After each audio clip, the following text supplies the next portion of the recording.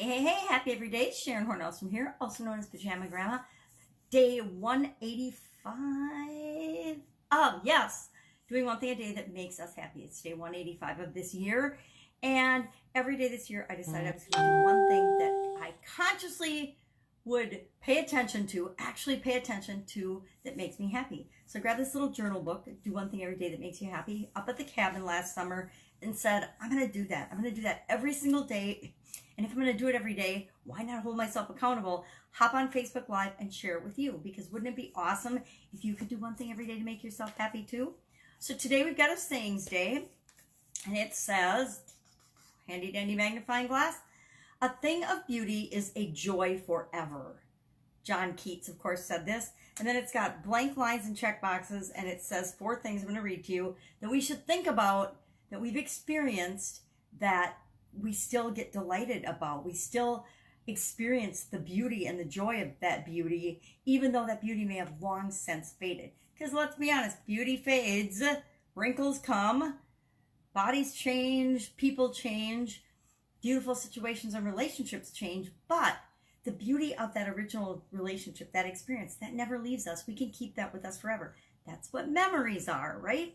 So what do we got here? Let's see what the categories are. A thing of beauty. Something that you saw, something that you held, something that you created, or something that you remembered.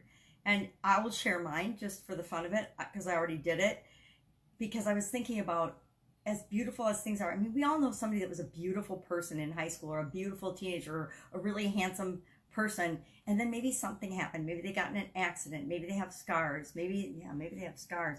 Maybe they got older just like everybody else, but you still remember what that person looked like in high school. There are people I went to high school with over 45 years ago that when I think about them and their name, I immediately see the high school version of them. I know it's weird, but I just do. And then I see them in real life. I'll never forget, I was at a celebration that we have in our small town, and I ran into and was face to face to one of my best friends from high school, and I totally, for a few seconds, did not recognize him, because whenever I think of him, I always think of him in his high school version. And so then I saw him and I was looking at him and I'm like, oh my God. And then when you look closer and you see the face, I'm like, oh my God, that's you. And you give him a big hug.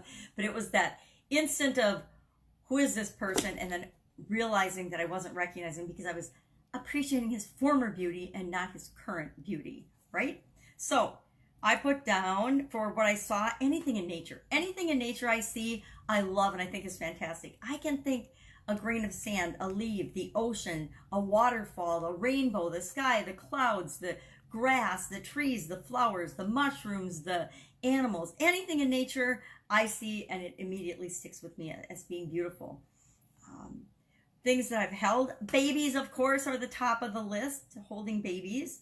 I guess there's probably a lot of material things too, but babies seem to be what popped into my mind first. Things that I've created, a kitty cat that's going to knock over my whole setup is going to get created to go down on the floor. There we go. Sorry about that. Things that I've created, I put challenges, and then I was thinking about it, and I'm like, okay, me, the thing that I've created the most, that is sometimes not always beautiful in other people's minds, but beautiful in its imperfection, it was, of course, ourselves, me, and we all create ourselves. So I put me and challenges, because I love challenges. And guess what? I've created all my own challenges, and I've had to figure out how to get out of them as well. And then the last one was remembered. A thing of beauty is a joy forever, and something that we've remembered. And of course, I immediately thought of people that I've loved and cared about that have passed away. My dad, my grandpa Horne, my grandpa Pitch, my ex-husband's grandparents were some amazing people. And other people that I've lost along the way, that I just think that's the thing that I remember most, because I remember them for the beauty and the good things and the amazing things that they brought into my life. We never remember the cruddy things about people. I mean, sometimes, but I haven't really experienced that many horrid people that I would remember them. So when we remember people that have gone, we tend to remember the good things about them. And that's as it should be, because we're all a combination of good and bad, and we're all a good and bad in other people's opinion, which the only person's opinion that really matters is your own. I know that sounds selfish, but it's really not. It's kind of self-preservation. So today, look for some beauty around you. Have an absolutely amazing day. And of course, I'll be with you tomorrow. Bye. Happy day. Be happy. You got this. Bye.